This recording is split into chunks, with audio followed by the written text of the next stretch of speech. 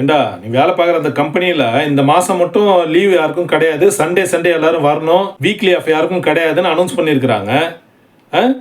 அங்கே நீ ஒர்க் பண்ணுற கம்பெனியில் ஏதோ ஹெவியான ப்ரொடக்ஷன் டார்கெட் இருக்குது, எக்ஸ்போர்ட்லாம் இருக்குது, பிஸ்னஸ் டெவலப்மெண்ட்டுக்கு சப்போர்ட் பண்ணுங்கன்னு உங்கள் எம்டி எல்லாரையும் கூப்பிட்டு மீட்டிங் போட்டாருன்னு சொன்னேன். சண்டே நீ வர சொல்கிறாங்கன்ட்டு நீ பாட்டு பேப்பர் போட்டு வந்துட்டு இருக்கிற. ஏண்டா நம்ம இவ்வளோ நாளாக அந்த கம்பெனியில் சம்பளம் வாங்கணும், நமக்கு நிறைய டெக்னிக்கலாகவும் நிறைய விஷயங்களை கற்றுக்கிறதுக்கும் அந்த கம்பெனியோட எக்ஸ்பீரியன்ஸ் நமக்கு யூஸ்ஃபுல்லாக இருந்திருக்கு, நம்ம ப்ரொஃபைலுக்கும் அது ஒரு வெயிட்டேஜ் கொடுக்குது. இந்த நன்றி உணர்ச்சி கொஞ்சம் கூட இல்லாமல் கம்பெனியோட ஒரு கிரிட்டிக்கலான சுச்சுவேஷனில் கொஞ்சம் சப்போர்ட் பண்ணி கூட இருப்போம் அப்படின்ற உணர்வே இல்லாமல் நீ பாட்டு பேப்பர் போட்டு வந்துட்ட. ஒன்றுமே நிறைய பேர் பேப்பர் போட்டு வந்திருப்பானுங்க தான்.